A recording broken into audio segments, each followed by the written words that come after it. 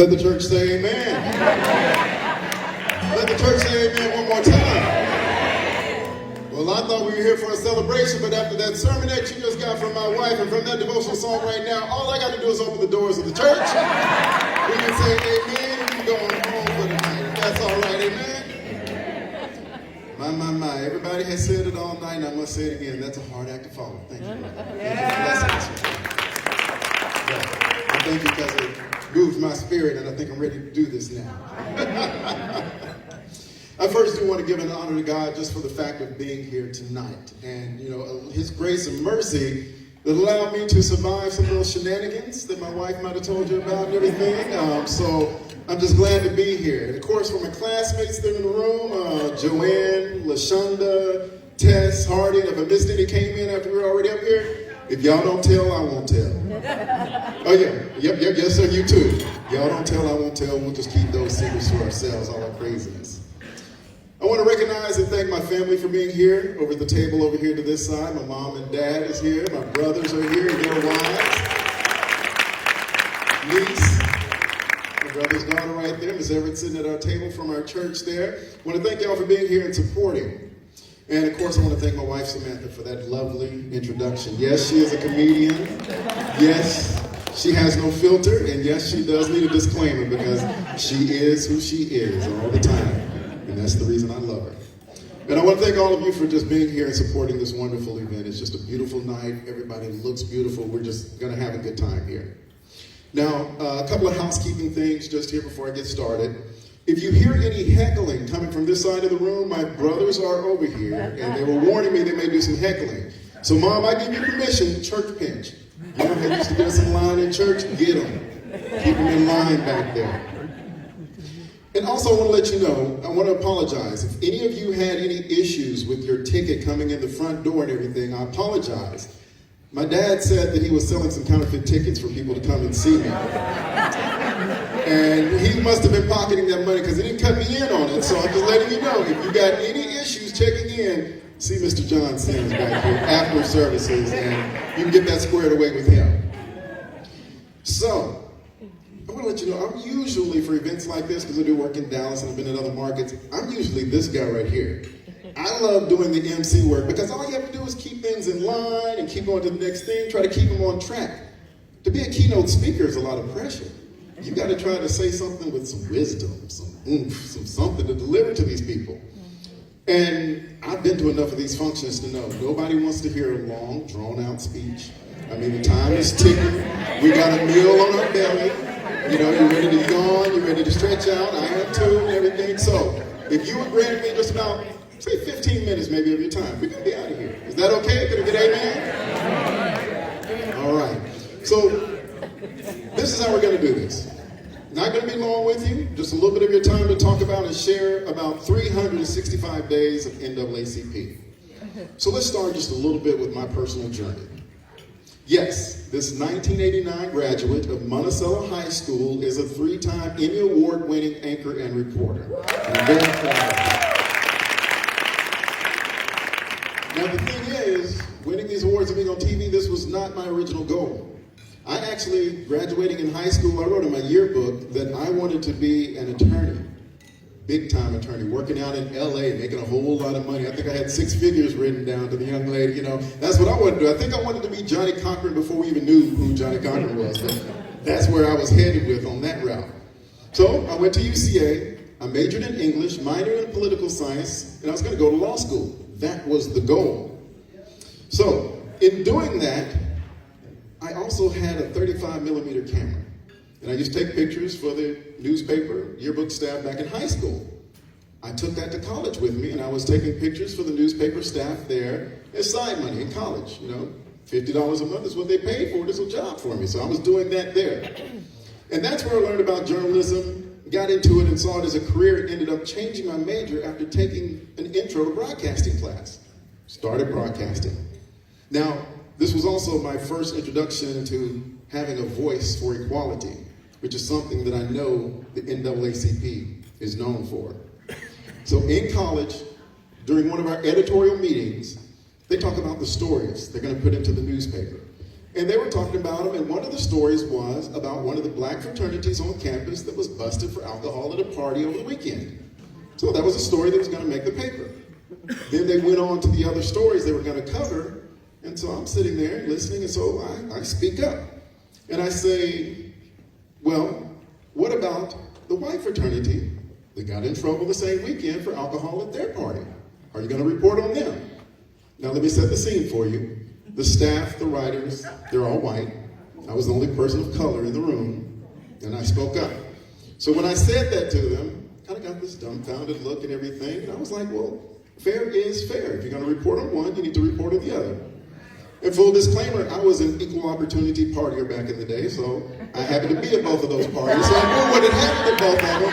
But I was just doing research, like Larissa said in the bingo game. It was just research. It wasn't, mom and dad, it was just research. But I knew what had happened at both. I spoke up about it, and true enough, they listened. So both stories, fair coverage was given on both fraternities that got in trouble that weekend. And for me, that was the first time that I realized I had a voice that could share equality, and that my black voice mattered when it come to equality in journalism. And then I had my first TV job. I started out in Little Rock. Behind the scenes, I was a cameraman, I was a video editor. Sometimes during the newscast, because their news set opened up into the newsroom, so you'd see the activity in the background. Mom and Dad got to see me sometimes in the back there, in the background. I'd even call them occasionally and be like, okay, we're coming out of a commercial break. Okay, I'm standing right to the right-hand side. Yeah, that's me right there. I'm on TV, Mom and Dad. But that was the only part of wanting to be on TV that I truly wanted at that point. I wasn't trying to be a reporter. I loved the interesting part of editing and shooting video and that creativity. But that wasn't my goal to be in front of the camera, but it was God's goal for me.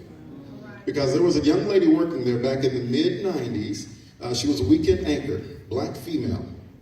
Rochelle Davis was her name. She kept pushing me to be in front of the camera. She kept saying, we need more representation in black males in the media industry for representation and for having a voice. I still didn't want to do it necessarily, but she kept pushing me forward and would work with me. And as I said, it wasn't my plan, but it was God's plan, because with her work and her direction, here I am. So today, I'm in the top 5 TV market, anchoring, reporting, having a voice as a black male in stories we cover or how they're covered. I get to host a monthly community affairs show where we have diverse guests and we talk about diverse issues and we have conversations. And I can say for you, honestly, I truly love my job. This is the role that I play every day, 365 days a year. Now, yes, it is my job. I get paid to do this job, but also it's just me. It's a part of me. And that's the way I feel that you should be being a part of NAACP. If it's a part of you and it's with you 365 days a year, then it is with you all that time. Yes. Not just in February, during Black History Month. Not just when there is something tragic that has happened in our communities. That's not the time for it. It should be there every day, 365 days a year.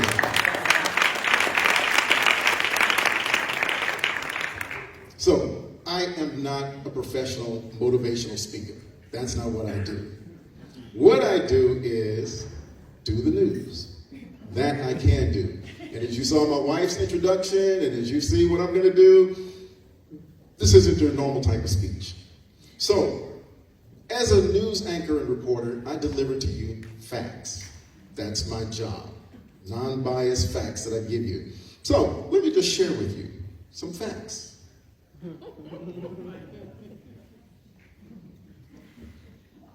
So from my research, I know for a fact that locally, the Drew County NAACP Branch 6042's goals are to strengthen the presence of the local branch in city, county government, education, health, wealth, economics, politics, and community. You pledge to network with fellow organizations to ensure the practice of justice and equality for people of color and all minority groups. Yes. Nationally, the NAACP is the home of grassroots activism for civil rights and social justice. You advocate, agitate, and litigate for the civil rights due Black America. All right, Rev, I'll say it again for you. You agitate, advocate, and litigate for the civil rights due Black America. And you know, many people, many of us, we know the NAACP from the civil rights movement of the 50s and 60s. But for those of you who don't know, it started way back before that. Nearly 50 years before that, back in 1908, when there was a race massacre that happened in Springfield.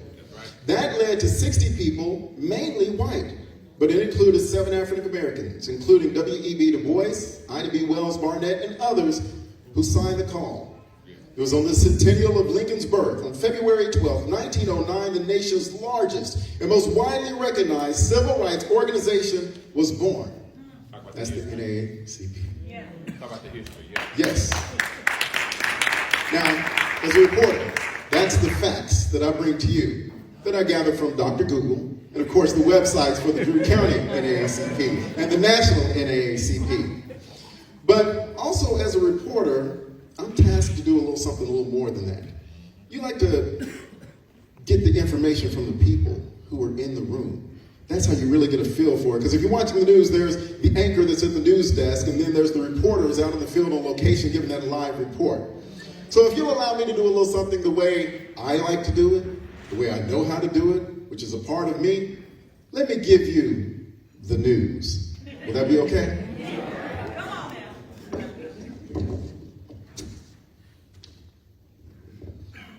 So you know, with the newscast, there's an open, there's an anchor that's at the desk, and then there's a reporter out in the field. So it'd go a little something like this. You'd hear that opening music.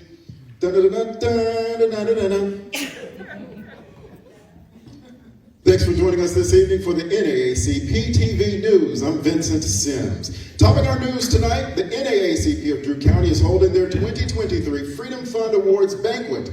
Let's go live to reporter Vince Sims, who is on the campus of UAM to bring us the very latest on what's happening there. Vince, I'm sure it's a very beautiful evening out there this evening.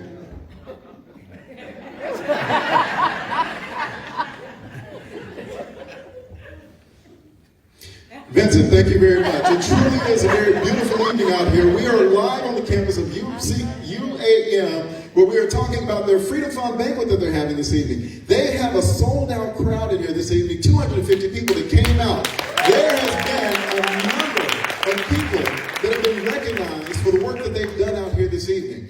Now, I want to give you a live look at what's happening out there. The room is beautiful. Everybody is beautiful. But if you were to really ask me what's happening and why it's happening, we need to hear from people who are out here right now. So if you gave me the opportunity to talk to a couple of people, I want to tell you about one of their older, longer time members who've been here. There's a Miss Peggy Orr who's in the room. Miss Orr, may I speak with you for just a moment, please? All right, Miss Orr, if you don't mind, just stand up here with me for a second. So, Miss Orr, I've been told, joined, well, there's been a long time ever since 1990. And I want to ask you, is it true that you actually joined the NAACP because of a contest? Yes, I'm afraid it is true. Tell us about why you joined. They were doing a membership drive, and they had a contest, and they challenged the churches to join the NAACP and to get membership. So the contest was a computer. The first prize was a computer, and that I did win for my church. That is awesome that you chose to enter because of the computer, donated to your church, and now you've been a member for so long. What does the NAACP mean to you? It means a lot to me. It gives me a sense of pride just to be a member of an organization that has always, in long time, dealt with the freedom and equal, that all men are created equal, and then they should be treated that way. Yeah. Yes, ma'am, exactly. So you've been a member for a long time now. Where do you want to see the future of NAACP going? I would like to see more young adults join the NAACP. We have an outstanding youth group here, but the parents, we want to get the parents out. Join your children. Come and join. Be a member of the NAACP. I would like to see that happen. Thank you very much for your time. I appreciate you sharing with us here on Newscast. So there you go, hearing from one of the longtime members of the NAACP sharing why she joined and why it's important to her. Also with this organization, there are people that are doing the work right now. That would be like your president, your current president, Miss Clarissa Pace. And Miss Clarissa Pace, if I can ask you a quick question, let me come around to you. Ms. Pace, I know that you are the current president of NAACP of Drew County here. Just want to ask you, what made you want to join? Well, actually, I was a part of the MLK ad hoc committee, and so I worked with Reverend Buffington for several years, and they finally asked me to become a member, and I did. They asked, you answered the call. So what does being a part of the NAACP mean to you? It means power.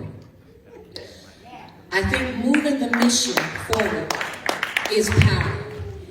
To be able to fight for justice is power. And we do it in a way that no other race can understand. And so if we're going to make a difference and to make changes, then that power as a unit, that's what it means to me. Thank you very much for that. Because of this power, because you're now a member, you're serving as the president, what's your vision for where you would like to see this organization go? First of all, I would like to expand our membership, but not just to be members, but to be working members. Say it again. Those who are involved economically, those who are involved socially, those who are involved politically. I want to reach every area that we have been assigned to reach in order to build a community of people who not just exist, but we thrive. Yeah. Thank you very much for sharing your time with us during this newscast. We appreciate hearing from you. So ladies and gentlemen, you've already heard from one of the longtime members of this. You've heard from your current president who is doing this work for you right now. But what about the young people you're hearing that they want this organization to bring in? Let's talk to one of those young people right now. I have Kiana Bolden who's over here right now. Kiana?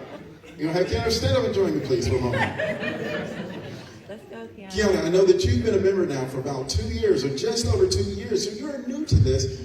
What made you want to join the NAACP? I took this opportunity to give back to my community and get more engaged. And as part of that getting more engaged, meaning that you wanted to see what you could do for the organization and not asking what they could do for you? Correct. And how so? Well, I just wanted to utilize my God-given talents for acts of service. And what are those God-given talents that you have? Share a little bit more with me. It's marketing and event organizing.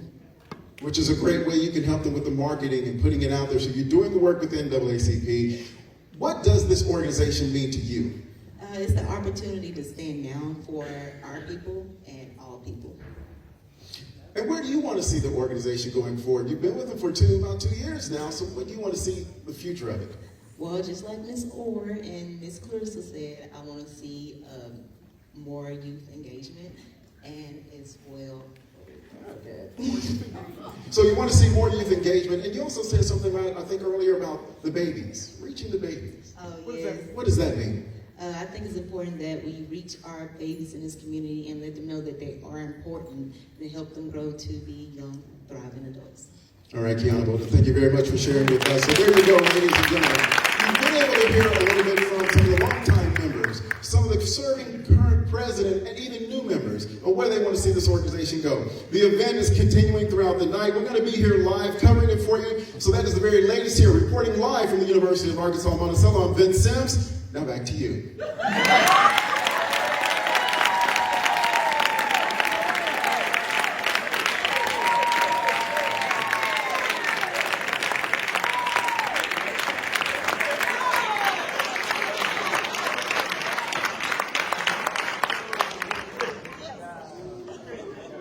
All right, thank you very much. So you know, after a newscast like that, normally then there's the more news that happens, and then there's the weather report, and then they'll do sports, and then of course after sports we end the newscast with some cute little animal doing something crazy. There's this water skiing squirrel or cute puppy just doing something, but we want to end the news with something happy for you. That's the way we end that out. Well, as we end the newscast, I need to bring this speech/newscast to a close for you as well. So here's what I want to leave you with this evening. As a journalist, here's what I can say for you. Whether you're an older, long-time member of the NAACP or whether you are a new member, it truly doesn't matter why you joined. The important thing is that you joined and that you are doing the work. And also, everyone recognizes the NAACP means history, pride, power as an organization. It's the chance to stand with others and fight against injustice, all the time fighting for justice and equality. And most importantly, everyone wants to see the organization continue to grow, expand, and bring more young adults into the fold. That was a common theme through that newscast. So with that being said, why that is the case with what they want to do, I have to share with you, this is not something that will happen overnight. And it's not something that will happen in a day or two. But I can assure you this, as a journalist, as I said, this is me 365 days. My ears are always listening, my eyes are always open, looking for that next news story. So if you, as members of NAACP, live it every day, 365 days, share it every day, 365 days, then it can and it will continue to achieve the goals you've heard here during this newscast and the goals that each and every one of you have for it moving forward. It can be achieved if you live it 365 days of NAACP. Thank you for your time this evening and have a blessed day. Thank you.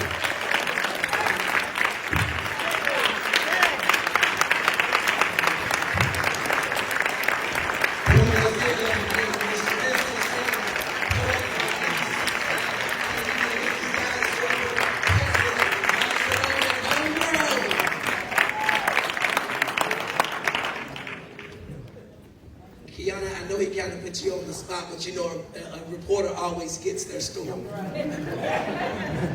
It's been a great evening, and we know that all things do come to an end, and we're gradually coming to an end. I've enjoyed being your MC, and I have to say to Mr. Sims, had I not gone into education, journalism was the next choice. As y'all can tell, I love to talk. All right, we're going to switch some things around here. We're now going to have our membership appeal by Ms. Stacy Smith and Ms. Lou Lambert, after which we will have remarks from our very own president, Ms. Clarissa Hayes, and the silent auction winners by Ms. Nancy Bowman and Ms. LaShonda Jackson. Let's receive them in that order.